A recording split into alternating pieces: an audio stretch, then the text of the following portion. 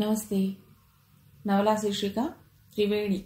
రచన ఈరంకి ప్రమీలారాణి గారు. చదువుతున్నది రాధిక. ఈ నవల గురించిన ముందు మాట రచయిత్రి ప్రమీలారాణి గారి గళంలో మీ ముందుకు. అందరికీ నమస్కారం. కథలు కథానికలు శీర్షికన శ్రీమతి రాధిక గళంలో వినిపిస్తున్న నా మూడో నవల త్రివేణి. మూడో నవల త్రివేణి. అందులో 3 పాత్రలు. అన్నీ 3 రావడం తమాషాగా ఉంది. అయితే ఆర్థిక సంబంధాలు గొప్పవా, మానవ సంబంధాలు గొప్పవా అనే చర్చలో సంధ్యకి ఎప్పుడూ సంశయంగానే ఉంటుంది. ఇందులో పాత్రలు కలుస్తూ విడిపోతూ ఉంటూ ఉంటాయి. ఈ 2 విషయాల పట్ల మీ అభిప్రాయం ఏమిటో నాకు తెలియజేస్తే సంతోషిస్తాను. నమస్తే. అవునండి, నేను అసలు ఇది గమనించనే లేదు. భలే క్యాచ్ చేశారా మీరు. 3 నెంబర్ బాగా కలిసి వస్తుందని ఆశిస్తూ, ఈ నవల శ్రోతలకు అందరికీ రీచ్ అవుతుందని ఆశిస్తూ, నేను అడిగిన వెంటనే ముందు మాట నాకు అందజేసినందుకు ధన్యవాదాలు తెలుపుతూ ఇక కథలకు ఎడదామా. బంగారు కిరణాలు ప్రపంచానికి కొద్దిగా వెలుగును ఇచ్చే సమయం. ప్రశాంతంగా ఉన్న వాతావరణం. అంత ప్రశాంతత భరించడం మాకు ఇష్టం లేదన్నట్టు పక్షులు తమ సహజ సిద్ధమైన గానాన్ని అధ్యయనం చేస్తున్న వేళ. ఆశ్రమం ద్వారం ముందు 2 కార్లు ఆగాయి. అందులో నుండి చక్రపాణి, నందిని, రాజా, మధు, అనిల్, రాధ దిగారు. డాడీ, అమ్మ ఎక్కడ ఉందో ఎలా తెలుస్తుంది? ఇక్కడ రిసెప్షన్ లాంటిది ఏది లేనట్టుగా ఉంది. బాగుంది. ఇదేనా స్టార్ హోటల్ అనుకున్నావా? ఆశ్రమం. వీరిలో ఎవరినైనా అడుగుదాం. అమ్మా, సంధ్య అని ఒక ఆవిడ కొత్తగా ఆశ్రమంలో చేరారు. వారెక్కడున్నారో చెప్తారా? ఎదురైన ఒక స్త్రీని అడిగాడు చక్రపాణి. కొంచెం ముందుకెళ్ళి కుడివైపు తిరగండి. అక్కడ వరుసగా గదులున్నాయి. ఆవిడ అక్కడే ఉండవచ్చును. కానీ మీరు నేరుగా ఆమెను కలవరాదు. మీరు ముందు వెళ్ళి ఈ హాల్లో కూర్చోండి. నేను వెళ్ళి ఆమెను పంపిస్తాను. 5 నిమిషాల తర్వాత సంధ్య వచ్చింది. ఆమె మొహంలో ఎప్పుడూ చూడని ప్రశాంతత, సంతృప్తి. అందరూ వచ్చేసారేమిటి ఆశ్రమానికి? అడిగింది సంధ్య. నువ్వు ఇలా వచ్చేస్తే మాకు తోచటం లేదు. పదా, మన ఇంటికి వెడదాం. వచ్చేలా ఉంటే అసలు నేను అక్కడి నుండి ఇక్కడికి రాను కదా. నాకు ఏమాత్రం రావాలని లేదు. అదేమిటి సంధ్య, నీ మాట నీదేనా? కొంచెం మా గురించి కూడా కాస్త ఆలోచిస్తే బాగుంటుంది కదా. ఇన్నాళ్ళు ఆలోచించాను. ఇక నేను చేయవలసింది ఏమీ లేదని అనిపించింది. పూర్వం కూడా పిల్లలు పెద్దవాళ్ళయ్యాక తల్లిదండ్రులు వానప్రస్థాశ్రమం స్వీకరించేవారట. నా గురించి కూడా అలాగే అనుకోండి. సంధ్య అక్కడి నుండి వెళ్ళిపోయింది. ఏం చేద్దాం డాడీ? అనిల్ అడిగాడు. పదండి, స్వామీజీని కలుద్దాం. అరగంట వేచి ఉంటే గాని స్వామీజీ పిలవలేదు వీళ్ళని. ఆయన మొహంలోకి చూశాక సంధ్యతో పాటు తను కూడా అక్కడే ఉంటే బాగుంటుందనిపించింది చక్రపాణికి. అందరూ నమస్కరించి నేల మీద వేసిన చాపలపై కూర్చున్నారు. స్వామీజీ కూడా ఒక చాపపై కూర్చున్నారు. ఆయనకు ఎదురుగా ఉంది వ్యాసపీఠం. అందులో ఏదో సద్గ్రంథం. 5 నిమిషాలు ఎవ్వరూ మాట్లాడలేదు. చెప్పండి, ఏమిటి మీ సమస్య? స్వామీజీ, నా పేరు చక్రపాణి. మొన్న ఈ ఆశ్రమంలో చేరిన సంధ్య నా భార్య. ఆమెను తిరిగి మా ఇంటికి తీసుకువెళ్లాలని వచ్చాం. దయ ఉంచి మీరు ఆమెను పంపిస్తే. ఆమెతో మాట్లాడారా? ఏమన్నారు? రానునంటోంది. ఎక్కువ మాట్లాడే అవకాశం ఇవ్వలేదు. ఆమె ఆశ్రమానికి రావటానికి కారణం? అందరూ మొహాలు చూసుకున్నారు. చాలా చిన్న కారణం స్వామీజీ. మేమందరం మనసుకి కాకుండా డబ్బుకే ప్రాధాన్యం ఇస్తున్నామని ఆమె అంటుంది. ఎందుకని? ఇతడు మా అబ్బాయి అనిల్. ఆ అమ్మాయి మా కాబోయే కోడలు రాధ. ఈమె మా అమ్మాయి నందిని. ఇతడు మా కాబోయే అల్లుడు రాజా. మా దత్తపుత్రిక మధుమతి. మేమందరం మనుషులకి, మనసులకి, బంధాలకి కాకుండా కేవలం డబ్బునే ఇష్టపడుతున్నామని ఆమె అంటుంది. ఈ రోజుల్లో డబ్బు లేనిదే ఏ పని కాదు స్వామీజీ. అలానే మాకేం దురాశ లేదు. అయినా ఆమె మేము దురాశాపరులమని వాదిస్తుంది. స్వామీజీకి తమాషాగా అనిపించింది. ఈ ఆశ్రమానికి చాలామంది వస్తుంటారు, వెడుతుంటారు. కానీ ఇలా ఎవరూ మాట్లాడలేదు. నేను ఒక సలహా చెప్తాను, వింటారా? వింటాం, చెప్పండి స్వామీజీ. సంధ్యతో నాకు ముఖపరిచయం ఉంది కానీ ఆమెతో ఇంతవరకు ఏ సందర్భంలోనూ వివరంగా మాట్లాడలేదు. నేను మాట్లాడిన తర్వాత ఏం చేయాలో ఆలోచిద్దాం, సరేనా? స్వామీజీ మాటకి ఎదురు చెప్పే ధైర్యం ఎవ్వరికీ లేదు. అందరూ ఆయనకి నమస్కరించి లేచారు. పిల్లలందరూ కాళ్ళున్న వైపు నడుస్తున్నారు. స్వామీజీ, నాకేం ఆశ్రమం మర్యాదలు తెలియవు. ఆమె ఇంకా ఇక్కడ ఉంటుందనుకుంటున్నాను. ఆశ్రమానికి ఏమైనా విరాళం? వద్దు వద్దు, తర్వాత ఆలోచిద్దాం. చక్రపాణి మరోసారి నమస్కరించి వెళ్ళిపోయాడు. స్వామీజీకి నవ్వొచ్చింది. నిజమే, వీళ్ళు డబ్బుకే ప్రాధాన్యం ఇస్తున్నారా అనిపిస్తోంది. వాళ్ళు చెప్పినట్టు ఇంత చిన్న కారణానికే భర్తని పిల్లల్ని వదిలేసి ఆశ్రమానికి వస్తారా? ఏమో చెప్పలేం. రోజు పక్షుల్ని చంపే ఒక బోయవాడు ఒక పక్షికి బాణం తగిలి చనిపోగానే వాల్మీకి అయ్యాడు. ఒక్కో మనిషి ఇచ్చే ప్రాధాన్యతాంశాలు ఒక్కోలా ఉంటాయి. అమ్మా, మిమ్మల్ని స్వామీజీ రమ్మంటున్నారు. సంధ్య చీరకొంగు పూర్తిగా కప్పుకుని స్వామీజీ కుటీరానికి వెళ్ళింది. ఆయనకి నమస్కరించింది. కూర్చోండి. మీ పేరు సంధ్య కదూ? అవును, కానీ మీరు నన్ను ఏకవచనంతో పిలవండి స్వామీజీ. ఇప్పుడు వచ్చిన వాళ్ళు నా భర్త, పిల్లలు, కాబోయే కోడలు, అల్లుడు, నా పెంపుడు కూతురు అందరూ కలిసి వచ్చారు. నీ వ్యక్తిగత విషయాలు అడగవచ్చా? అడగండి. మీకు 2 పిల్లలున్నారు. మీ దత్తపుత్రిక దాదాపు మీ అమ్మాయి వయసులోనే ఉంది. మీరు ఆమెను పెంచుతున్న కారణం? గాలి రివ్వున వీస్తున్నప్పుడు ఆ గాలిలో ఆకులు, కాగితాలు ఎగిరిపోతుంటాయి స్వామీజీ. అలా గాలిలో ఎగిరినట్టుగా వచ్చి నా చేతుల్లో పడిన పసిడి రేకు మధుమతి. ఇంతకీ వాళ్ళందరూ నా పైన చేసిన అభియోగం? వాళ్ళు డబ్బుకే కానీ మనస్సుకి, మమతకి ప్రాధాన్యతనివ్వటం లేదని నువ్వు అన్నావట. అవును స్వామీజీ, వాళ్ళ పద్ధతులు నచ్చకే నేను ఇక్కడికి వచ్చింది. నన్ను ఇప్పుడు పంపించేస్తారా? లేదు, ఆశ్రమం అంటే మన బాధ్యతల్ని గుర్తు చేసి సక్రమ మార్గంలో పెట్టేది. అంతేకాదు, మన భయాల నుండి ఓదార్చేది. అంతేగాని జీవితం నుండి పారిపోతే ఆశ్రయం ఇచ్చేది కాదు. నువ్వు వాళ్ళ పట్ల అభిప్రాయానికి రావటానికి కారణం ఏమిటి? అది సకారణం అయితే నువ్వు ఇక్కడే ఉండవచ్చును. స్వామీజీ, ఒక మాట అడగవచ్చా? అడుగు. నేనన్నీ నిజాలే చెప్తానని నమ్మకం ఏమిటి? స్వామీజీ నవ్వారు. నీలో ఎంతో కొంత మంచి ఉండకపోతే నిన్ను వెతుక్కుంటూ వాళ్ళు రారు. అబద్ధాలు చెప్పేవాళ్ళు ఏ డబ్బుగల రంగానికో పెడతారు. వాళ్ళని చూస్తే నీ మీద అభిమానం ఉన్నట్లే అనిపించింది. నీకేమీ అభ్యంతరం లేకపోతే నువ్వు ఇక్కడికి వచ్చిన కారణం చెప్పగలవా? చిన్నప్పటి నుండి నన్ను ఒక ప్రశ్న వేధిస్తోంది స్వామీజీ. మనిషి ప్రేమ, ఆత్మీయత కావాలంటాడు, కానీ డబ్బు చుట్టూ తిరుగుతూ ఉంటాడు. ఎందుకు? ఇదే విషయం చాలామందిని అడిగాను. ఎవరూ జవాబు సరిగ్గా చెప్పలేకపోయారు. మీరైనా చెప్తారా? ఈ ఆశ్రమానికి చాలామంది వచ్చారు, కానీ ఇటువంటి ప్రశ్న అడిగిన మొదటి వ్యక్తివి నువ్వే. ఆలోచించటం, ప్రశ్నించటం అన్వేషణకి మూలం. ఆ సందేహం నీకు ఎవరి గురించి, ఎందు గురించి కలిగిందో చెప్పు, ఆలోచిద్దాం.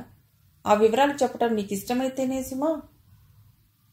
ఆ వివరాలన్నీ మీకు పూర్తిగా చెప్పాలనుంది, కానీ అందుకు చాలా సమయం పడుతుంది. ఇన్ని బాధ్యతలు గల మిమ్మల్ని నేను ఈ సంభాషణతో ఇబ్బంది పెడతానేమో. అదేమీ లేదు, నీ వివరాలన్నీ వివరంగా చెప్పవచ్చును. సంధ్య కళ్ళ వెంట నీళ్లు కారటం మొదలెట్టాయి. అమ్మా, ఏమిటది? ఎందుకు బాధపడుతున్నావు?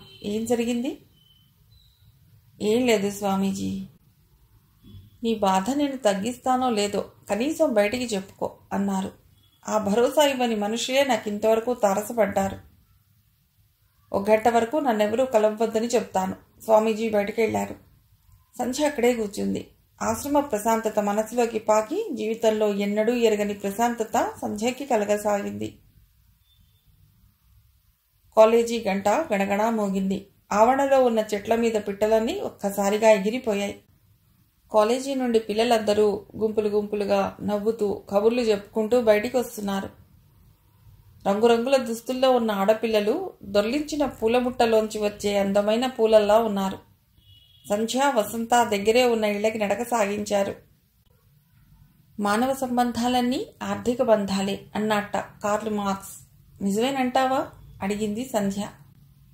ఆయన అన్నాడో లేదో కానీ మా ఇల్లు చూస్తే అది నిజమే అనిపిస్తుంది. అదిలాగా? నిన్ననేగా 1వ తారీఖు అయ్యింది. మా పెద్దమ్మ అప్పుడే మా నాన్నగారిని ఇంటి ఖర్చులకి డబ్బు అడుగుతోంది. ఇల్లు నడపాలంటే డబ్బు కావాలిగా.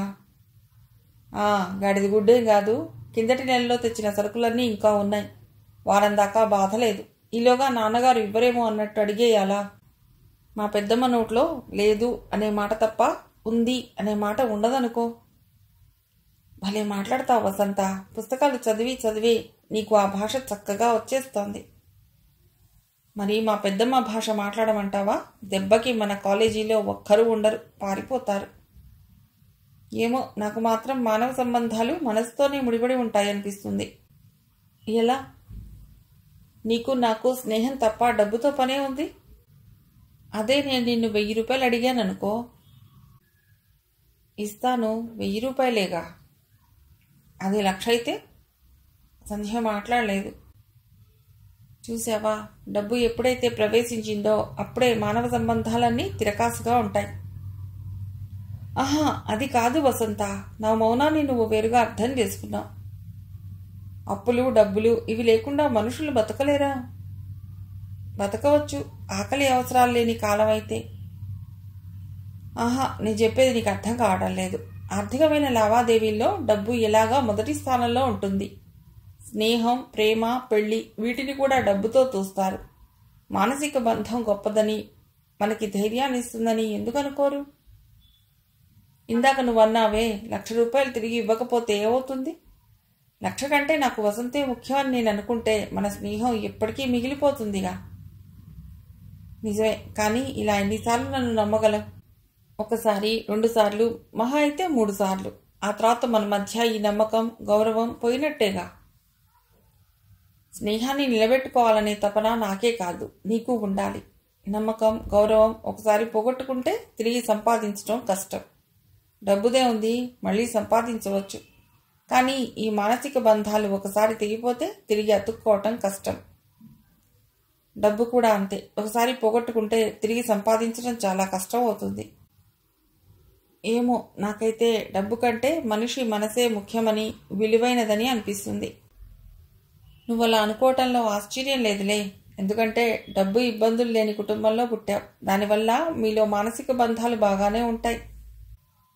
సంధ్య ఏదో అనబోయింది.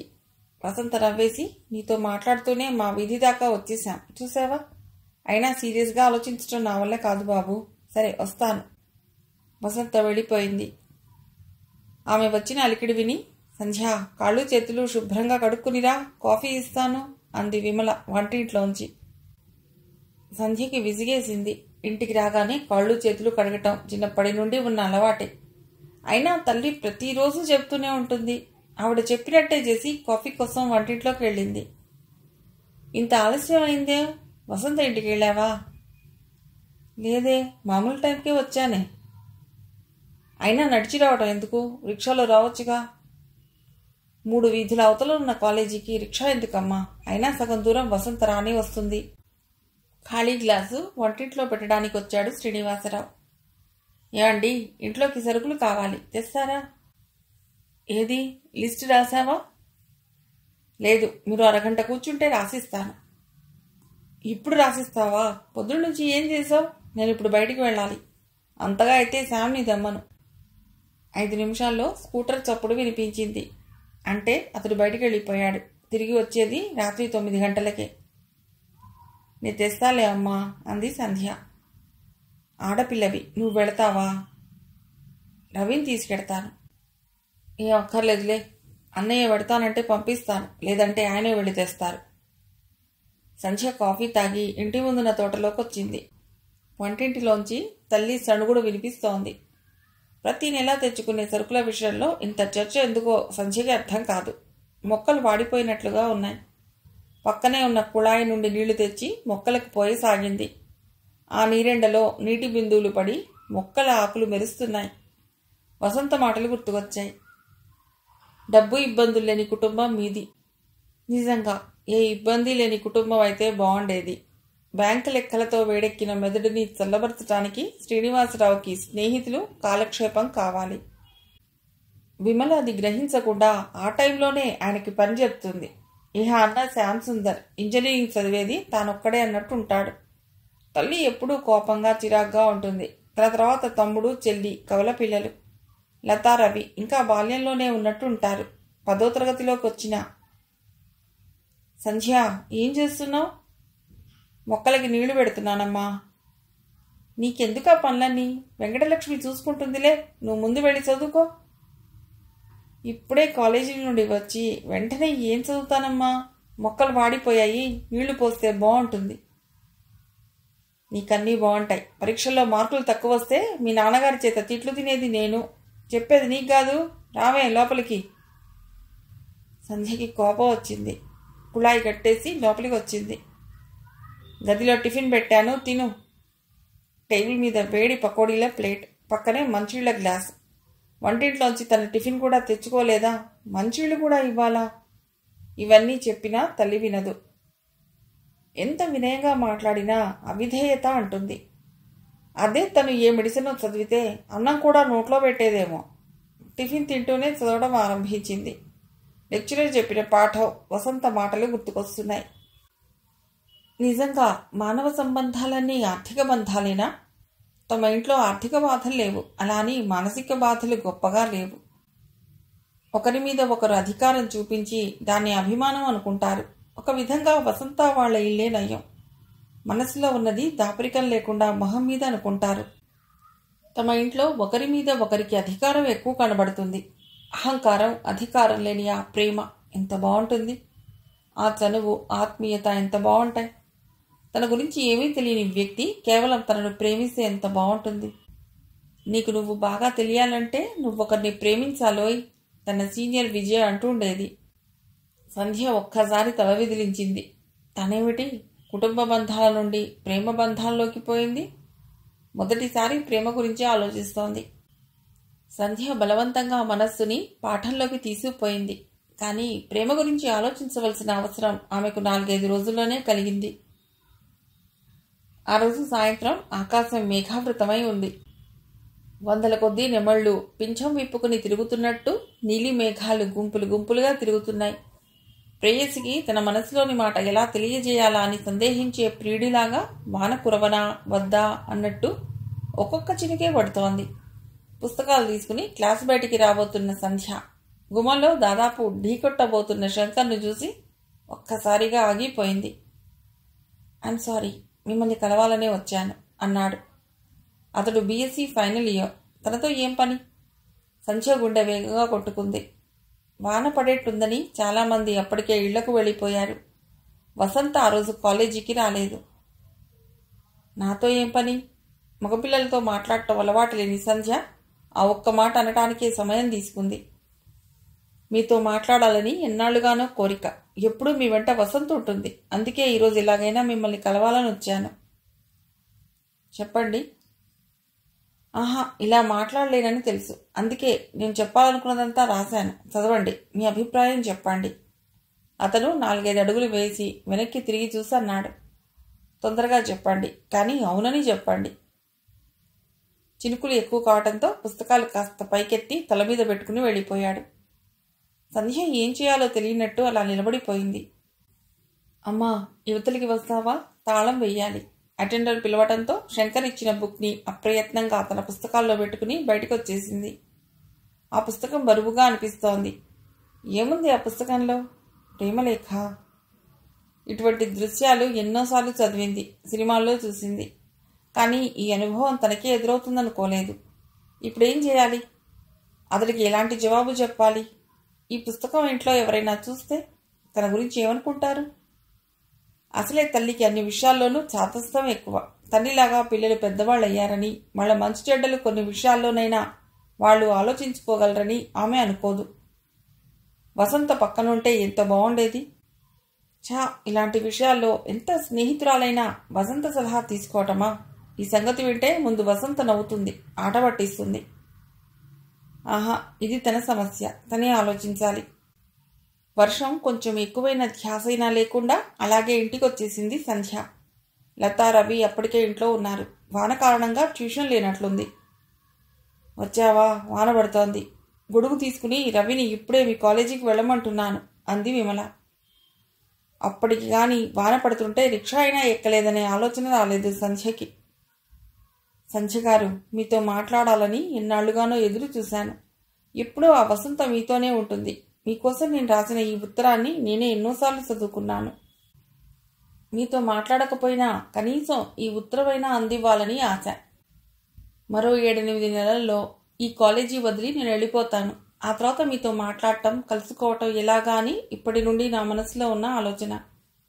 నిజం, రోజు ఎంతోమంది అమ్మాయిల్ని చూస్తాను. అవసరమైతే కొంతమందితో మాట్లాడవలసి వస్తుంది. కానీ ఆ రాత్రి తర్వాత మీ గురించి ఆలోచించినంత ఎక్కువగా ఎవరి గురించి ఆలోచించలేదు. ఎన్నోసార్లు మీ వైపు ఆశగా చూశాను. ఒక్కసారి కూడా మీరు ఎందుకలా చూస్తావు, నాతో ఏం పని అని అడిగారా? అలా అడిగితే దేవతే భక్తుడిని బతిమాలినట్టు ఉంటుందనా? సంధ్య గుండె ఒక్క క్షణం ఆగి తిరిగి కొట్టుకోవడం మొదలెట్టింది. అవును సంధ్య, మీ పట్ల నాకున్న భావం అదే. మీరేమంటారు? ప్రేమ అనేది ఎంత గొప్పది. మనకి తెలియకుండా మనలో ప్రవేశించి ప్రేమించిన వాళ్లకు చెప్పమని తొందర చేస్తుంది.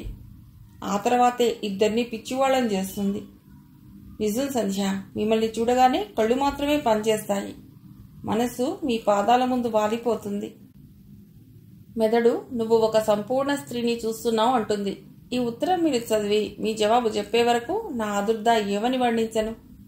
ఎంతసేపు నా ప్రేమ గురించే చెప్తున్నాను, మీ గురించి అడగటం లేదనుకుంటున్నారా? మీ గురించి చెప్పడానికి ఏముంది, మీరు దేవత అని చెప్పేస్తాను. సంధ్యకు చెమటలు పట్టసాగే. ఏమిటిది? ఆ రోజు పరిచయాన్ని అతడు మర్చిపోలేదు. పైగా దాన్ని మధుర బంధంగా మార్చుకోవాలనుకుంటున్నాడు. ఆమె మళ్లీ చదవటం ఆరంభించింది. ఇక నా హాబీలంటారా, చాలా ఉన్నాయి. 1 సంధ్యని చూడటం, 2 తన గురించి ఆలోచించటం, 3 తనతో మాట్లాడాలని తహతహలాడటం, 4 సంధ్య నన్ను ప్రేమించాలని కోరుకోవటం.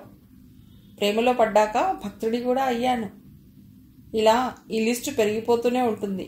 ఇంకా ఇంకా చాలా రాయాలనుంది. కానీ ఎక్కువ రాసి మిమ్మల్ని ఇబ్బంది పెట్టదలుచుకోలేదు. ఉంటాను. ఇట్లు శంకర్. సంధ్య ఉత్తరం చదివింది. మళ్ళీ చదివింది. ఇది ప్రేమలేఖ. ప్రేమలేఖలు ఇలాగే ఉంటాయా? ఇప్పుడేం చేయాలి? అయినా అతనికి ఎంత ధైర్యం! పుస్తకంపై పేరు రాశాడు, ఉత్తరం రాసి సంతకం పెట్టాడు. తను ఎవరికైనా చూపిస్తుందని భయం లేదా? ప్రిన్సిపాల్కి కంప్లైంట్ ఇస్తే, ఇంట్లో పెద్దవాళ్ళకి చెబితే? ఎందుకంత అతడికి తన మీద నమ్మకం? వాన కురిసి తగ్గిన రాత్రివేళ ఆ చల్లటి వాతావరణంలో సంధ్యకి వేడిగా ఉక్కిరి బిక్కిరిగా ఉంది. శంకర్ నవ్వు, మాట మరీ గుర్తొస్తున్నాయి. మబ్బు పట్టిన ఆకాశంలో విద్యుల్లత ఉదయించినట్టు చాలాసేపటికి ఆమె మొహంలో నవ్వు విరిసింది. రాత్రి 2 గంటలు దాటాక ఆ గదిలో లైట్ ఆరిపోయింది. సంధ్య మనస్సు మాత్రం వెలుగుతో నిండిపోయింది. అబ్బా, ఏమిటో ఒక్కరోజు నేను రాకపోతే ఇలా అయిపోయా? ఇదంతా నా మీద విరహమే అంది వసంత మన్నాడు కాలేజీలో సంధ్య కనిపించగానే. చా ఊరుకో, ఏం మాటలవి? ఇంతకీ నేనెందుకు రాలేదు? కనీసం రావటం లేదని ఫోన్ అయినా చేయలేదు అంది సంధ్య. మా ఇంట్లో ఫోన్ లేదని తెలుసు కదా, ఎలా చేయమంటావు? ఇంతకీ ఏమిటి విషయం? విషయమా? ఏమీ లేదే. ఆహా, అలా అంటే నేను నమ్మను. నీలో ఏదో మార్పు కనిపిస్తోంది. గొంతు తగ్గించి అడిగింది వసంత. నీకు పెళ్లి చూపులా? ఉలిక్కి పడింది సంధ్య. పెళ్లి చూపులా? పెళ్లి చూపులు ఎవరికి? అంది. నాకే. ఇంత హఠాత్తుగానా? అయితే కంగ్రాట్స్. అప్పుడే కంగ్రాట్స్ చెప్పేయకు, నాకు నచ్చలేదన్నాను. అదేమిటి అప్పుడేనా? ఇందుకు 10 రోజులు ఆలోచించాలా? అది కాదు వసంత, నాతో అయినా చెప్పలేదు. అప్పుడే పెళ్లి చూపులు జరగటం, వద్దనుకోవటం జరిగిపోయిందా? నాకు కూడా పెళ్లి చూపులని ముందుగా తెలియదు. మా పెద్దమ్మ అప్పటికప్పుడు విషయం ఇది అని చెప్పింది. కాలేజీ మానేయి అంది. నువ్వెలా ఒప్పుకున్నావు? నేను గొడవ చేస్తే పోయేది మా నాన్నగారి పరువే. ఆయనే సలహా ఇచ్చారు, పెళ్లి చూపులకు కూర్చో, నచ్చకపోతే వద్దని చెప్పేయి అని. సంధ్య ఏదో అనబోయింది. ఇంతలో బెల్ మోగింది. ఇద్దరు క్లాస్కి కదిలారు. పీరియడ్ తర్వాత పీరియడ్ జరుగుతూనే ఉన్నాయి. సంధ్యకి మాత్రం పాఠం మనసులోకి వెళ్ళటం లేదు. శంకర్ కాలేజీకి వచ్చాడా? ఇప్పుడు జవాబు అడుగుతాడా? ఏం చెప్పాలి? కాలేజీ క్యాంపస్లో అతన్ని చాలాసార్లు చూసింది. కళ్ళు అందగాడు అన్నాయి. మరోసారి మనసు చూడమంది. కానీ ఇది కేవలం కళ్లతో చూస్తే అయిపోయేది కాదు. జీవితానికి సంబంధించిన సమస్య. తను జాగ్రత్తగా మాట్లాడాలి. పద లంచ్ తీసుకుందాం సంధ్యతో అంది వసంత. పద తొందరగా, లేకపోతే మన ప్లేస్ మిస్ప్లేస్ అయిపోతుంది. సంధ్యకి హడావిడి నచ్చదు. ఎవరో ఏదో చేస్తారని మనం కంగారు పట్టాం. గుండె ఎందుకో కొట్టుకుంటోంది. అతను చిన్న చెక్స్ ఉన్న ఎర్ర చొక్కా, పెదాలపై చిరునవ్వు, కళ్లల్లో అన్వేషణ. శంకర్ 24 గంటలుగా తన ఆలోచనల్ని ఆక్రమించినవాడు సంధ్యని చూసి నవ్వుతూ సాగిపోయాడు. ఏమిటోయ్ అలా నిలబడ్డావు, పద. లంచ్ తింటుంటే అతడు ఇటు అటు తిరుగుతూ కనిపిస్తూనే ఉన్నాడు. ఇతడు లంచ్ ఏడా? తను మాట్లాడాలని చూస్తున్నాడా? అతడితో మాట్లాడాలని తనకి ఉంది, కానీ ఎలా? వసంత పక్కనే ఉంది. పోనీ వసంతతో చెప్పేస్తే ఏమని చెప్తుంది? తనకి సిగ్గుగా మొహమాటంగా ఉంది. అందులోనూ వసంత తొందర మనిషి. వెళ్ళి అతన్ని 4 అడిగేసి వస్తుంది. లంచ్ పూర్తయింది. మధ్యాహ్నం ఇంగ్లీష్ లెక్చరర్ క్లాస్ తీసుకోవటం లేదని ఎవరో కబురు మోసుకొచ్చారు. తర్వాత 2 పీరియడ్స్ ఖాళీయే. పద ఇంటికి పోదాం అంది వసంత. అప్పుడే ఇంటికా? అబ్బా, సంధ్యేనా ఇలా మాట్లాడేది? చిన్నపిల్లలా ఎప్పుడెప్పుడు ఇంటికి పోదామని చూస్తావు. అలాంటిది నువ్వు క్లాస్ లేకపోయినా ఉందామంటున్నావా? అవును వసంత, కావలిస్తే నువ్వు ఇంటికెళ్ళు. నాకు ఇంకా ఇక్కడ కొంతసేపు ఉండాలని ఉంది. కాలేజీకి విడివిడిగా వస్తాం, కానీ ఎప్పుడూ కలిసే పెడతాంగా. నిజంగా నీకేమైనా పని ఉందంటే చెప్పు, నేను వెళ్ళిపోతాను. వసంత, ఐఎమ్ సారీ. నేను బాధ పెట్టానా? అదేం లేదు. కాలేజీకి వచ్చినప్పటి నుండి చూస్తున్నాగా. ఈవేళ నీ ప్రవర్తన వింతగా ఉంది. ఇంట్లో ఏమైనా గొడవలు? లేదు లేదు, నా మనసులోనే ఒక తుఫాను. మనసులో తుఫానా? అదేమిటి? అవును వసంత, నువ్వు నవ్వనంటే ఒక విషయం చెప్తాను. నేను ప్రేమలో పడ్డాను. నేను ఒక్కరోజు రాకపోయేసరికి ఎంత ప్రమాదం జరిగింది. అప్పటి వరకు సంధ్య ప్రవర్తనకి కారణం తెలియక ఆలోచిస్తున్న వసంతకి ఈ మాటతో ఏదో ఆందోళన తగ్గినట్టయింది. ఆమె పెదవులపై చిరునవ్వు వెలిసింది. అది ప్రమాదమో ప్రమోదమో తెలియదు, జరిగింది అది. ఇంతకీ ఎవరా అదృష్టవంతుడు? నిజంగా అతడు అదృష్టవంతుడా? ఎందుకలా అంటున్నావు? స్త్రీ అంటే నీలా ఉండాలి. సంధ్య గుండె వేగంగా కొట్టుకుంది. శంకర్ ఇదే విషయం రాశాడు. నిజం సంధ్య, అందం ఉందని, డబ్బు ఉందని నీలో అహంకారం లేదు. కాస్త అమాయకత్వం, కొంచెం మంచితనం, ఇంకా వదలని పసితనం. ఏ వ్యక్తిని పెళ్లి చేసుకున్నా అతనిలో ఇట్టే వదిగిపోగలవు. పురుషుడికి స్త్రీలో ఉండే ఈ గుణాల్ని మించిన కానుక వేరే ఏమీ లేదనుకుంటాను. చాలే ఆపు, చాలా పొగిడేస్తున్నావు. నిజాలు చెప్తే పొగడతా అంటావా? సరే, నేను ఎడతాను. తనతో మాట్లాడి తర్వాతరా. ఇంతకీ ఎవరతను?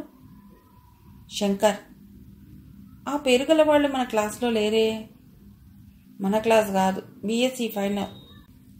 ఇంతకీ ఏం జరిగింది? సంధ్య జరిగింది చెప్పింది. ఒక్క రోజులో ఒక్క ఉత్తరంతో అతడిని ప్రేమించావా? దీనికి 10 రోజులు ఆలోచించాలా? అతడి గురించి నీకేం తెలుసు? ఏమో తెలీదు, కానీ అతడు నాకు రాసిన ఉత్తరంలో నిజాయితీ ఉంది, ధైర్యం ఉంది. తన గురించి చెప్పాడు, నా అభిప్రాయం అడిగాడు. దొంగ పేర్లు, దొంగ సంతకాలు లేవు. ఇది చాలదా? ఒక్క ఉత్తరంతో అతడేమిటో ఇలా తెలుస్తుంది సంధ్య. 10 నిమిషాల పెళ్లి చూపుల్లో పెద్దలు కుదిర్చే పెళ్లిలో మాత్రం ఒకరి గురించి ఒకరికి ఏం తెలుస్తుంది? I'm sorry. ఈవేళ ఏమైంది నాకు? మాటి మాటికి నీ మనసు నొప్పిస్తున్నాను. ఐఎమ్ సారీ వసంత అంది సంధ్య. వసంత నవ్వేసింది. నేనేమనుకోనులే, నీ అంత సెన్సిటివ్ని కాదు నేను. ఇంతకీ ఆ ధైర్యం, నిజాయితీ నచ్చాయంటావు. అవును, కానీ ఎందుకో ఇది ఈరోజే కలిగిన ఆలోచన కాదు, అవునా? ఎప్పుడో ఇది ఒక చిన్న బీజంలాగా నీ మనసులో ఉండి ఉండాలి. అతని ఉత్తరంతో అది మొలకెత్తింది, అవునా? సంధ్య ఏదో అనబోయింది. మనసులో గంట బయట మోగుతున్నట్టు కాలేజీ గంట మోగింది. సరే, నేను వెళతాను. జాగ్రత్తగా మాట్లాడు. బెస్ట్ ఆఫ్ లక్ అని చెప్పి వసంత వెళ్ళిపోయింది. అమ్మయ్యా, వెళ్ళిందా మీ బాహ్య ప్రాణం? ఇంకాసేపు చూసి నేనే వెళ్ళిపోదాం అనుకుంటున్నాను. సంధ్య ఉలిక్కిపడింది పక్క నుండి వచ్చిన శంకర్ని చూసి. నా ఉత్తరం చదివారా? మరి మీ జవాబు రాశారా? ఆహా, రాయలేదు. అదేమిటి నా ఉత్తరం, అభిప్రాయం మీకు నచ్చలేదా? ఆహా, అది కాదు, ఇక్కడ కాదు. మనం ఎక్కడైనా కూర్చుని మనస్ఫూర్తిగా మాట్లాడదాం. అలాగే, ఎక్కడికైనా? లైబ్రరీకి వెడదామా? చప్పున అంది సంధ్య. సరే పదండి, మీరు వెళ్ళండి, నేను వస్తాను. అతడు లైబ్రరీ వైపు వెళ్ళిపోయాడు. కాలేజీలో క్లాసులు చాలా ఖాళీగానే ఉన్నాయి. చాలా కొద్దిమంది లైబ్రరీలో కూర్చుని చదువుకుంటున్నారు. సంధ్య లైబ్రరీలోకి వచ్చాక ఇద్దరూ ఖాళీగా ఉన్న టేబుల్ చెరొక పక్క కూర్చున్నారు. చెప్పండి, ఏమిటి మీ అభిప్రాయం? అడిగాడు శంకర్. చెప్పాలనుంది, ఎలా చెప్పాలో అర్థం కావటం లేదు. మొదలు పెట్టండి, మాటలు అవే వస్తాయి. నిశ్శబ్దంగా ఉండవలసిన చోటు కదూ, అందుకే అంటూ సంధ్య చిన్నగా నవ్వింది. మరేం చేద్దాం, డాబా పైకి పెడదామా? అక్కడ ఇంతసేపు మాట్లాడుకున్నా పర్వాలేదు. వీళ్ళు తాళాలు వేసినా అటు మెట్ల నుంచి దిగవచ్చును అంది సంధ్య. ఆహా వద్దు, ఇక్కడే బాగుంది.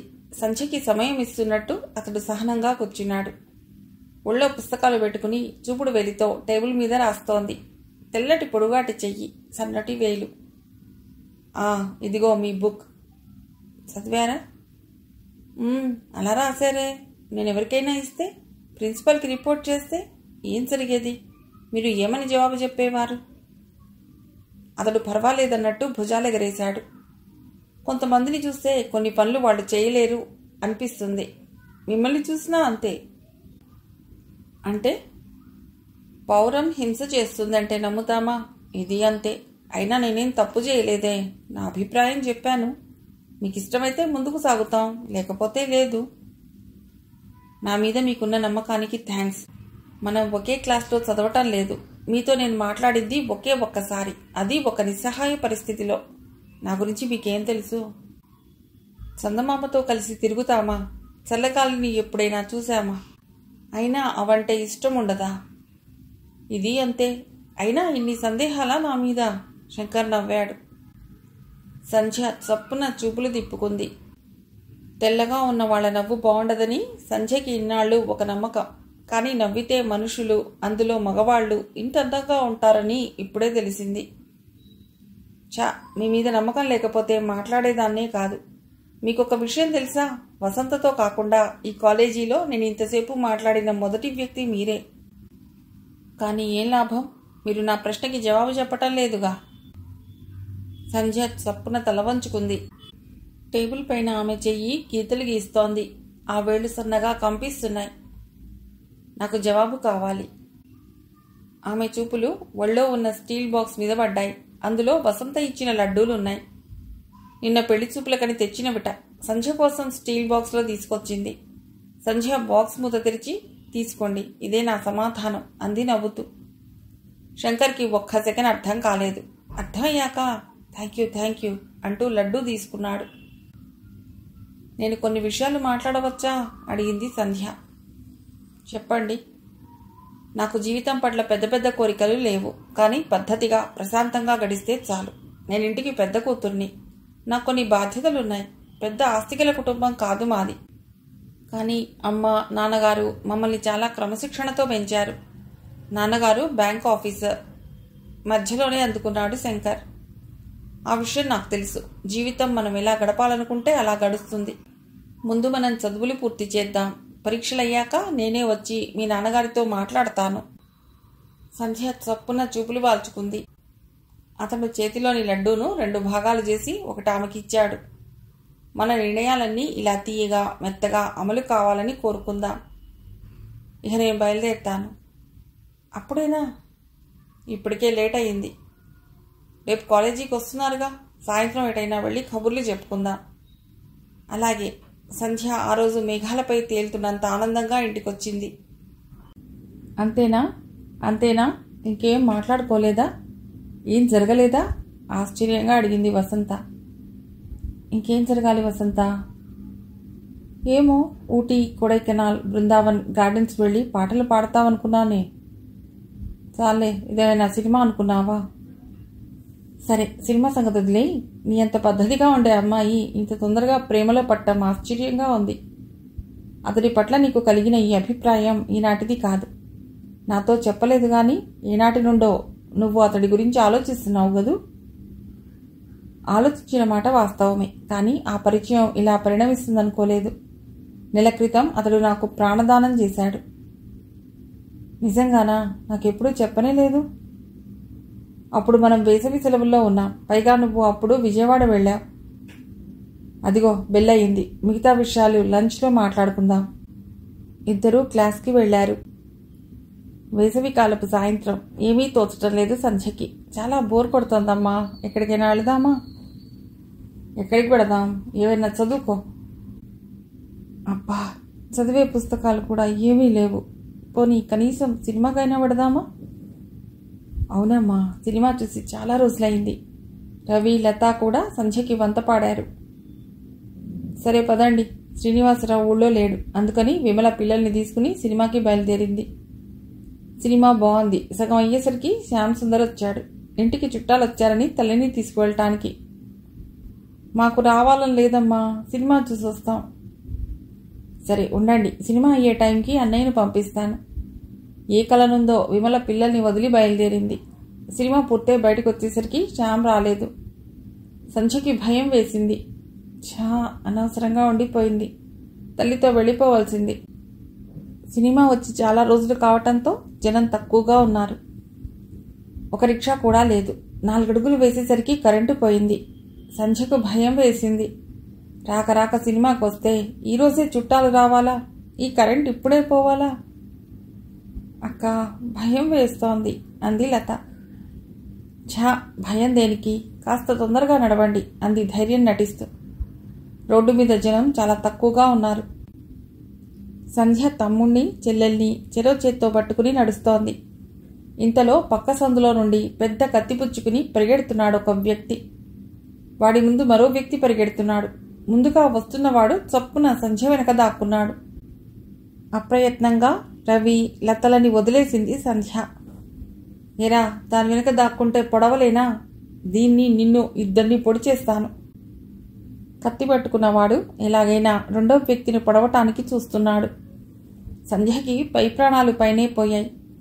రవి దగ్గరగా రాబోయాడు. ఆ వ్యక్తి రవిని తోసేశాడు. సంధ్య ముందుకు వెళ్ళబోయింది. ఆమె వెనక దాక్కున్నవాడు ఆమె చేయి పట్టుకున్నాడు. సంధ్యకి ఏడుపు వచ్చేస్తోంది.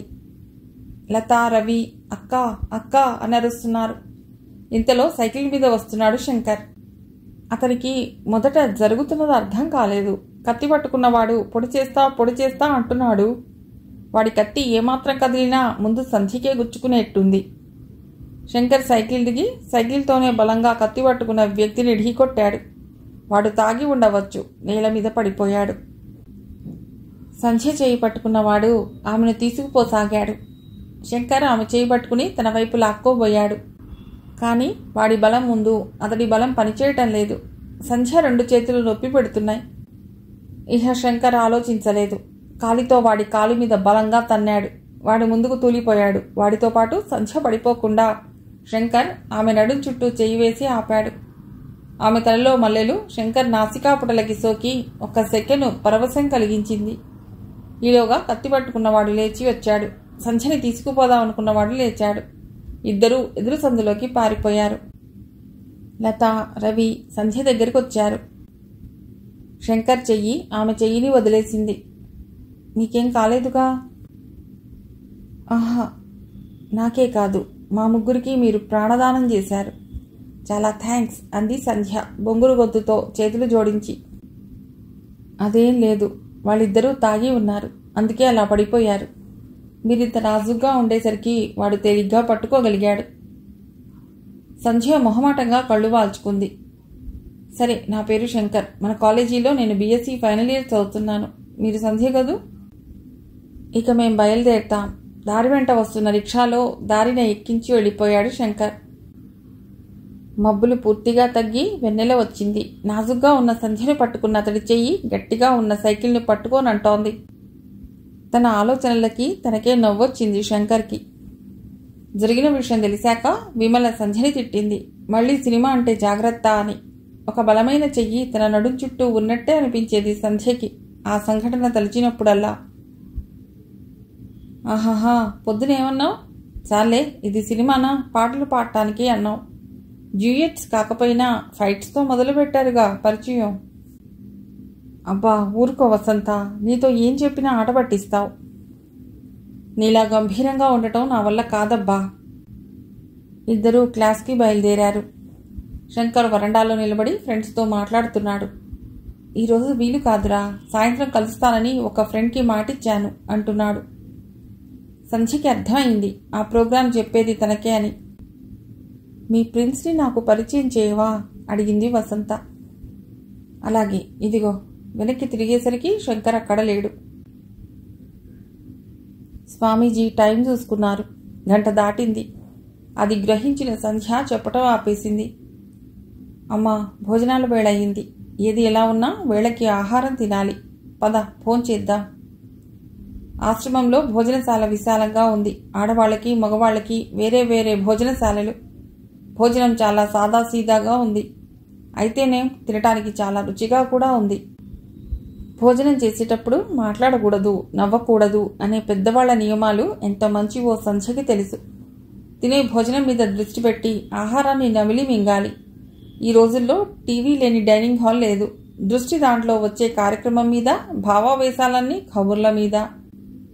ఇహ ఆ ఆహారం ఆరోగ్యంగా ఎలా ఉంటుంది? భోజనమయ్యాక ఒక చెట్టు మొదట్లో కూర్చుంది. ఆశ్రమంలో ఎటు చూసినా పచ్చదనం. ప్రకృతి పచ్చచీర కట్టుకుని అటూ ఇటూ నడుస్తుంటే ఆశ్రమంలోని శాలలు ఆ చీర మీద చుక్కల్లాగా మెరుస్తున్నాయి. అమ్మా, మిమ్మల్ని స్వామీజీ రమ్మంటున్నారు. సంధ్య వెళ్ళి ఆయనకి ఎదురుగా కూర్చుంది. స్వామీజీ, ఈరోజు మీ పనులన్నీ నేను పాడు చేశానా? లేదు, రోజువారీ పనులకు భంగం కలగకుండానే నీ కథ వింటున్నాను.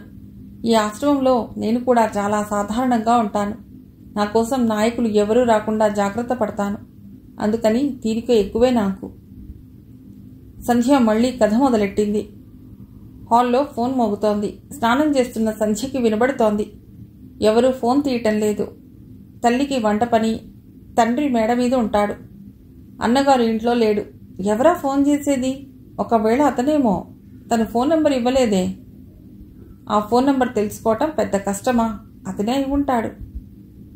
అందుకే ఫోన్ అంత శ్రావ్యంగా మోగుతోంది. సంధ్య స్నానం ముగించుకుని వచ్చేసరికి విమల ఫోన్ తీసుకుంది. ఎవరో బంధువులు. తన ఆత్మబంధువు మాత్రం కాదు. కాలేజీకి వెళ్లేసరికి గేట్కి లోపలగా శంకర్ ఫ్రెండ్స్తో మాట్లాడుతున్నాడు. గుడ్ మార్నింగ్ సంధ్య అంది వసంత క్లాస్లోకి వెళ్ళగానే. Good morning. అబ్బా, ఒక్కరోజు కూడా నీకంటే ముందు రాలేకపోతున్నాను వసంత. ఇంతకు ముందైతే కాస్తైనా ప్రయత్నించేదానివి. ఇహ ఇప్పుడు నీ వల్ల కాదులే. అదేమిటి? అవును మరి, రాత్రంతా కలలు. ఆ కలల బరువుతో ఉన్న కళ్లకు కాటుక దిద్ది అతడి కోసం అన్వేషణ నేర్పి నీకు తెలియకుండా అటు వెళ్లే చూపులను బంధించి ఆ చూపులు అతడికి ఏ రహస్యాలు చెప్పకుండా అదుపు చేసి. చాలు చాలు, ఆపు నీ కళ్ళ కవిత్వం. కేవలం కళ్ళకే ఇంత పని ఉంటే చెవులు, నోరు, మనస్సు. అబ్బా ఆపు వసంత, ఇది కాలేజీ. అమ్మయ్యా, పర్వాలేదు, మరీ మైకం కమ్మలేదు. ఇంత అల్లరి చేస్తామని తెలిస్తే అసలు చెప్పేదాన్ని కాదు. అబ్బా, నాకు తెలియని రహస్యాలు కూడానా? మీ ప్రిన్స్ని చూపే వరకు ఇలాగే అల్లరి చేస్తాను. రా చూపిస్తాను అంటూ ఫర్న్ మొక్క దగ్గరగా నిలబడ్డారు. క్రీమ్ కలర్ చీర కట్టుకున్న సంధ్య ఆ ఆకుల మధ్య సంపెంగలాగా ఉంది. అదిగో ఆ గేటు దగ్గర అశోక వృక్షం దగ్గర నిలబడ్డాడే అతనే. ఎవరు? ఆ నీలం షర్టా? కాదు కాదు, ఆ purple colour checks shirt, half hands. అంతవరకు శంకర్ ఎదురుగా నిలబడి మాట్లాడే ఫ్రెండ్ పక్కకి తప్పుకున్నాడు. శంకర్ ఎదురుగా కనిపిస్తున్నాడు ఇద్దరికి. ఇతనా? ఇతనా నువ్వు చెప్పేది? అవును, అతనే. ఎలా ఉన్నాడు? బాగున్నాడు. అదేమిటి వసంత, అంత నీరసంగా చెప్తున్నావు? అది కాదు, ఇతడిని ఎక్కడో చూశాను. ఇంకెక్కడా? కాలేజీలో. కాదు, ఎక్కడో చూశాను, గుర్తుకు రావటం లేదు. సరే పద, క్లాస్కి టైం అయింది. ఇవన్నీ ఎందుకు అడిగాడు శంకర్. ఏ, మీకు నచ్చలేదా? అది కాదు, నేను అంతలా వాడను కదా, అలవాట్లేదు. అలవాటుకేముంది, చేసుకుంటే అవుతుంది. మనం మొదటిసారి మాట్లాడుకున్నప్పుడు వేసుకున్నారే రెడ్ చెక్స్ షర్ట్, దానికి ఈ కప్లింగ్స్ చాలా బాగుంటుంది, అందుకని తెచ్చాను. సరే ఇవ్వు, నీ మాట ఎందుకు కాదనాలి? అమ్మయ్యా, జన్మ ధన్యమైంది. ఈ మాట మీతో అనిపించటానికి అరగంట బతిమలాడవలసి వచ్చింది. బతిమాలటం ఎందుకు, అనవసరంగా డబ్బు ఖర్చని. అబ్బా, మీరు మొదలెట్టారా డబ్బు లెక్కలు? డబ్బు డబ్బు, ఈ మాట లేకుండా మనుషులు మాట్లాడలేరనుకుంటా. శంకర్ నవ్వేసి, సరే ఆ విషయాన్ని వదిలేద్దాం. మీ ఇంట్లో ఎవరెవరు ఉంటారు? అమ్మ, నాన్నగారు, అన్నయ్య, నేను, తమ్ముడు, చెల్లెలు. ఆ రోజు రాత్రి నాతో ఉన్నారే, వాళ్ళిద్దరూ కవల పిల్లలు. మీకు అన్నయ్య ఉన్నాడా? ఏ, భయంగా ఉందా? భయం దేనికి? ఆయన ఏం చేస్తారు? ఇంజనీరింగ్. మరి మీ ఇంట్లో ఎవరెవరు ఉంటారు? 3 తరాల వాళ్ళం ఉంటాం. నాయనమ్మ, నాన్న, అమ్మ, అక్క, నేను, తమ్ముడు. పెద్దక్కకి పెళ్ళయింది, బావగారు లెక్చరర్. ఇద్దరి మధ్య నిశ్శబ్దం. సూర్యకిరణాలు కొద్ది కొద్దిగా నలుపు రంగుకి మారుతున్నాయి. సంధ్యకి ఆశ్చర్యంగా ఉంది. తను వసంత కాలేజీలో కబుర్లు చెప్పుకోవటమే గాని ఇలా బయటికి రాలేదు. శంకర్ చెప్పిన ప్రతి మాట వినాలని తనకెందుకు అనిపిస్తుంది? ఉన్నట్టుండి ఏమిటి ఆలోచన? అడిగాడు శంకర్. ఏం లేదు, ఈరోజు ఉదయం మా ఇంట్లో చాలాసేపు ఫోన్ మోగింది. మీరేమో అనుకున్నాను, కానీ ఎవరో బంధువులు. ఓ, మీ ఫోన్ నంబర్ తెలియదు. మాకు ఫోన్ లేదు. ఏ విషయం ఎవరికి చెప్పాలన్నా ఉత్తరాలు రాయటమే. నేను ఫోన్ చేస్తే బాగుంటుందా? ఇంట్లో ఎవరు ఏమిటి అని అడగరా? అసలు ఇంతవరకు నాకెవరు, ఆఖరికి వసంత కూడా ఎప్పుడు ఫోన్ చేయలేదు. శంకర్ పెద్దగా నవ్వాడు. ఎందుకంత నవ్వు? అబ్బా, మీ ప్రతి 5 మాటల్లో 3 మాటలు వసంతకి కేటాయిస్తారనుకుంటా. వసంత అంటే ఎందుకు మీకు మొదటి నుండి చులకన భావం? తను చాలా మంచిది తెలుసా? కాదనటం లేదు, కానీ మనం దగ్గర కావాలనుకునే వాళ్ళకి ఎవరు సన్నిహితంగా ఉన్నా ఆఖరికి వారి తోబుట్టువులైనా సరే కాస్త ఈర్ష్య కలుగుతుంది. నిజం చెప్పండి, వసంతతో ఉంటే నేను గుర్తుకొస్తానా? ఈ 3 రోజుల్లో మిమ్మల్ని మరిచిన క్షణమే లేదు. బహుశా ఒక వ్యక్తి గురించి ఇంతలా ఆలోచించడం ఇదే మొదటిసారి. మంచి పని అయింది. ఇప్పుడు అర్థమైందా నా బాధ? ఆ సంఘటన జరిగాక మిమ్మల్ని తాకిన ఈ చేతులకు ఆ స్పర్శ చాలాసేపు ఉండిపోయింది. ఆ రాత్రి రౌడీలను ఎదుర్కొన్నానన్న ధైర్యం కంటే ఒక ఆడపిల్లని తాకాననే భావన ఎక్కువైంది. సంధ్య తలెత్తలేదు. తనకి కూడా అదే భావన. పొడవుగా బలంగా ఉండే ఆ వేళ్లు తన సన్నటి నడుము మీద పట్టుకుని లాగేయటం. ఆ సంఘటన ఒక తీపి జ్ఞాపకంలా ఆమెకి గుర్తుంది. మాట్లాడరేం సంధ్య? ఇన్నాళ్ళు మౌనం మంచి సంభాషణ అనే సూక్తి గుర్తొస్తే నవ్వుకునేదాన్ని. అది నిజమే అనిపిస్తుంది ఇప్పుడు. కాలేజీలో మనం ఒకరినొకరు చాలాసార్లు చూసుకున్నాం, కానీ మనకు తెలియకుండా మన మనస్సులు మాట్లాడుకున్నాయి. అంటే మన ఆలోచన విధానం ఒకేలా ఉందన్నమాట. అమ్మో, ఇంత సీరియస్గా లోతుగా ఆలోచించడం నా వల్ల కాదు. ఇక బయలుదేరదామా? ఒక మాట, నన్ను మీరు అనొద్దు. సంధ్య అంటే చాలు. ఓ, తప్పకుండా. అసలు నీ పేరుకి గారు తగిలిస్తే బాగోలేదు. ఇంతకీ సంధ్య చివర ఇంకేదైనా పేరు? లేదు, సంధ్య, కేవలం సంధ్య. వెరీ గుడ్, ఈ పేరు బాగుంది. వస్తాను. Good night. ఆ రాత్రి తల్లి వేసిన ప్రశ్నలకి తలా తోకాలేని సమాధానాలు చెప్పింది సంధ్య. వసంత, షాప్కి వస్తావా? ఏ, మళ్ళీ ఏం కొనాలి? కర్చీఫ్స్. అబ్బా, ఎన్ని బహుమతులు కొంటావు సంధ్య. పోనీ అతడు నీకేమైనా ఇస్తున్నాడా? నువ్వెందుకు డబ్బు ఖర్చు పెట్టడం?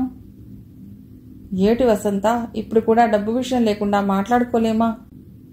పోనీ డబ్బు సంగతి వదిలేయ్. నీకు చిన్న బహుమతి, కనీసం ఒక గులాబీ అయినా ఇచ్చాడా? ఇస్తే నువ్వు సిగ్గుపడి నాతో చెప్పడం లేదా? అదేం లేదు, అతడికి అలా బహుమతులు ఇవ్వాలని, ఇస్తే బాగుంటుందని తెలియదనుకుంటా. మరెలా పుచ్చుకుంటున్నాడు? పోన్లే వసంత, ప్రేమంటే తీసుకోవటం కాదు, ఇవ్వటం. కర్చీఫ్స్ కొంటూ తీరిగ్గా పోట్లాడుకుందాం పద. కర్చీఫ్స్ చాలా బాగున్నాయి. సెలెక్షన్ ఇదేనా? నిజంగా నచ్చాయా? ఇందులో విదేశీ హస్తం కూడా ఉంది. అంటే వసంతేనా? తను ఇంకో మాట కూడా అంది. ఏమని? శంకర్ నీకేమిచ్చాడని అడిగింది. అంతేగా. ఆ విషయం మీకెలా తెలుసు? దీనికి పెద్ద ఆలోచించాలా? ఈసారి వసంతకు చెప్పు, శంకర్ పేదవాడు, ఏమీ కొనలేడు అని. సంధ్యకి కోపం వచ్చింది. నేనెప్పుడైనా మీకు డబ్బుందా లేదా అని అడిగానా? సరదాగా ఆట పట్టించడానికి నేనేదో అంటే ఆస్తి వ్యవహారాల దాకా వెళ్ళిపోతారెందుకు? కూల్ సంధ్య, కూల్. ఇంత కోపం నీలో ఉందనుకోలేదు. అసలు నా గురించి మీకేం తెలుసని? చాలా తెలుసు. అందంగా ఉంటావు, బాగా చదువుతావు, మంచి అమ్మాయివి. ఈవేళ నాతో సినిమాకి వస్తున్నావు. ఆహాహా, ఆ ఆఖరి మాట క్యాన్సిల్. అయితే ఆ ముందు మాట క్యాన్సిల్. నేను మీతో సినిమాకి రాకపోతే మంచి అమ్మాయిని కాదా? అన్నమాటే కదా. సంధ్య ప్లీజ్, మంచి సినిమా వచ్చింది, ఇద్దరం కలిసి వెళదాం. ఎంత? మహా అయితే రాత్రి 9 గంటలు అవుతుంది. కావలిస్తే నేను మీ ఇంటి దగ్గర దింపే బాధ్యత నాది. అమ్మో, ఇంకేం లేదు. మా అమ్మ కత్తిపీట తీస్తుంది. డిగ్రీ చదివే పిల్లవి, పెద్దవాళ్ళంటే అంత భయం ఏమిటి? ఇది కేవలం భయం కాదు, పెద్దవాళ్ల పట్ల గౌరవం, అభిమానం. ఆమె 2 నిమిషాలు మౌనంగా ఉండి తర్వాత అంది. శంకర్, మీతో ఒక మాట చెప్పాలని చాలా రోజులుగా నేను అనుకుంటున్నాను అంది సంధ్య. ఏటది? మా ఇంట్లో మన విషయం చెప్పాలనుకుంటున్నాను. ఏ, వాళ్ళకి మన గురించి ఏమైనా తెలిసిందా? లేదు, వాళ్ళకి తెలియకుండా మనం ఇలా కలుసుకోవటం అంత పద్ధతిగా లేదు. చెప్పనా? చెప్పు. వెంటనే నేను కాలేజీ మాన్పిస్తారు. వీలైతే నాకు 4 చీవాట్లు వేస్తారు. లేదు, అలా చెయ్యరు. మా వాళ్ళ మీద నాకు ఆ నమ్మకం ఉంది. ఇది నమ్మకానికి సంబంధించింది కాదు. ఇటువంటి విషయాలు తెలియగానే చాలామంది పెద్దలు చేసే పని అదే. కానీ వాళ్ళకి తెలియకుండా ఇలా రావటం నాకు అదోలా ఉంది. అయితే కలుసుకోవటం మానిద్దామా? అలా మాట్లాడితే ఎలా? సమస్య మనదైనప్పుడు ఇద్దరం ఆలోచించాలి. ఇది ఒక సమస్యే కాదు. దీన్ని నువ్వు ఊహించుకుంటున్నావు. మన చదువులు పూర్తి కావాలి, కనీసం నాకైనా ఉద్యోగం రావాలి. అప్పుడు వాళ్లతో చెప్పినా అర్థం ఉంది. మనకేదో వయసైపోయినట్టు, పెద్దవాళ్ల కళ్ళు గప్పి ఏదో చేస్తున్నట్టు మాట్లాడితే ఎలా? అతడి కోపం వచ్చిందని గ్రహించిన సంధ్యకి భయంగా ఉంది. ఇది అతడిలో తను చూడని ముఖం. అతడిని ఎలా ప్రసన్నం చేసుకోవాలో ఆమెకు అర్థం కాలేదు. అతడు తన వైపు నుండి ఆలోచిస్తే బాగుండును. నేనిక వెడతాను అంది సంధ్య కాస్త సందేహిస్తూ. సరే, నేను బయలుదేరుతాను. అతను వెళ్ళిపోయాడు. సంధ్యకెందుకో నిరాశగా, నీరసంగా ఉంది. కాలేజీలో మధ్యాహ్నం ఎప్పుడో చేసిన లంచ్, పైగా ఉత్సాహం లేని ఈ సంభాషణ. తను ఇంటికి ఎలా చేరుతుందో ఆలోచించకుండా ముందుగానే వెళ్ళిపోయాడు. ఎప్పుడు కలుసుకున్నా అతడు ఇలాగే చేస్తున్నాడనే విషయం ఆమెకప్పుడు గుర్తుకు రాలేదు. పెళ్లికి వెళ్ళకపోతే బాగుండదు. వాళ్ళు ఇంత ముందుగా శుభలేఖ పంపించారు అన్నాడు శ్రీనివాసరావు. అతడి చిన్నాన్న మనువరాలి పెళ్లి. కుటుంబానంతా తీసుకువెళ్లాలని అతడి ఆలోచన. ఇంతకీ ఎక్కడ పెళ్లి? ఎన్నో తేదీ అడిగింది విమల. 15వ తేదీ, మా బాబాయ్ గారి ఊళ్ళోనే. పూర్వ సాంప్రదాయం ప్రకారం మనువరాలి పెళ్లి ఆయనే చేస్తున్నాడు. ఆ ఊళ్ళోనేనా? ప్రయాణమే చాలా కష్టం. అలా అనుకుంటే ఎలా? ఈ వేడుక మళ్ళీ వస్తుందా? పైగా ఇది వాళ్ళింట్లో ఆఖరి పెళ్లి. వాళ్ళ పెద్దమ్మాయి పెళ్లికి మనం వెళ్ళలేదు. నా వైపు పెద్దవాళ్లుగా బాబాయ్ పిన్ని మాత్రమే బతికున్నారు. మనం వెడితే సంతోషిస్తారు. అంత సంతోషించేవాళ్లు శుభలేఖతో పాటు ఉత్తరం రాయటమో స్వయంగా రావటమో చేయొద్దు. కనీసం శుభలేఖైనా ఇంటికి రాలేదు, బ్యాంక్కి వచ్చింది. బాగుంది. ఈ రోజుల్లో అంత చాదస్తంగా ఎవరు పిలుస్తున్నారు? మన అడ్రస్ తెలీదు. బ్యాంక్ అయితే తప్పక అందుతుందని పంపించి ఉంటారు. పిల్లలందరినీ తీసుకెడదాం. సుందర్ వస్తే 12వ తేదీ, దొరక్కపోతే 13వ తేదీ టికెట్లు తెమ్మను. మళ్ళీ 16వ తేదీ బయలుదేరి వచ్చును. అంటే 4 రోజులు పిల్లలకి చదువు పోతుందా? 4 రోజులేగా. ఊరికి ఎడుతున్నాం కాబట్టి. ఊళ్ళో ఉంటే మానకుండా పెడతారుగా. పోనిద్దురు. రైలు, బస్సు, బండి ఇన్ని ఎక్కి దిగి ఆ ఊరు వెళ్ళటం అంత అవసరమా? తీరా వెళితే సరైన సౌకర్యాలు లేవక్కడ. శ్రీనివాసరావుకి కోపం వచ్చింది. విమల మాటలకి విసుగొచ్చింది. మనం వెళ్లేది బంధుత్వాల కోసమా, సౌకర్యాల కోసమా? 4 రోజులు ఇబ్బంది పడతాం. పైగా పల్లెటూళ్ళు మునుపటిలాగా లేవు. వాళ్ళు కొన్ని సౌకర్యాలు చేసుకుంటున్నారు. మీరు ఎన్నైనా చెప్పండి, రావటం మా వల్ల కాదు. వెళ్ళాలనుకుంటే మీరు వెళ్ళండి. నేను ఒక్కడనే వెళ్ళేలాగా ఉంటే నీతో ఇంతసేపు మాట్లాడేవాడినా? మిమ్మల్ని అందరినీ తీసుకురమ్మని ఆ మధ్య ఫోన్ చేసినప్పుడు మా బాబాయ్ చెప్పాడు. ఏం చెప్పినా మీతోనే చెప్పారు తప్ప నాతో చెప్పలేదుగా. ఏం మాట్లాడతావు? కాలికేస్తే మెడకి, మెడకి వేస్తే కాలికి. పోనీలే, ఆయన నీతో చెప్పాడో లేదో, నేను చెప్తున్నాను కదా, పద పెడదాం. నేను రాను. బహుశా పిల్లలు కూడా రావటానికి ఇష్టపడరు. సంధ్య అప్పుడే మేడ మీద నుండి దిగి వచ్చింది. ఎక్కడికమ్మా? ఏదో ప్రయాణం అంటున్నారు. ఎక్కడికా? ఏట్లోకి అంటూ వంటింట్లోకి వెళ్ళిపోయింది. ఏటా అశుభం మాటలు? వాళ్ళు పెళ్లికి పిలిచారు. నీకు వెళ్ళాలనిపిస్తే వెళ్ళు, లేకపోతే లేదు. అందుకే మీరు వెళ్ళండి, మేము రాము. సరే, నీ ఇష్టం, నేను టికెట్ తెప్పించుకుంటాను. శ్రీనివాసరావు క్లబ్కి వెళ్ళిపోయాడు. ఏమైందమ్మా, ఎక్కడికి వెడతారు? మళ్ళీ అడిగింది సంధ్య. చెప్పింది విమల. పోనీ నాన్నగారితో నేను వెడతానమ్మా. నువ్వు పెడతావా ఆ పల్లెటూరికి? అయితే ఏం, పెళ్ళి పల్లెటూరు చూసి చాలా రోజులయ్యింది. నాన్నగారు ఒక్కరే పెడితే బాగుంటుందా? నేను పెడతాను. వద్దు సంధ్య, ఆ ప్రయాణాలు చేయలేవు. పైగా వాళ్ళ మాటలు అన్నీ అదోలా ఉంటాయి. 4 రోజులే కదమ్మా, ఏమంటావు? నీ ఇష్టం, చెప్తే వింటావా? మొండిదానివి. తల్లికి ఎందుకు ఇంత కష్టం కలుగుతుందో, కోపం వస్తుందో అర్థం కాలేదు సంధ్యకి. తను ఊరికి వెళ్ళి చాలా రోజులైంది. ఈ వాతావరణం నుండి 4 రోజులు దూరంగా వెళితే ఎలా ఉంటుంది? శంకర్ ఏమంటాడో చూద్దాం. కాస్త దూరంగా ఉంటే అతడిలో మార్పు కలుగుతుందా? మిగిలిన కథ తర్వాతి భాగంలో.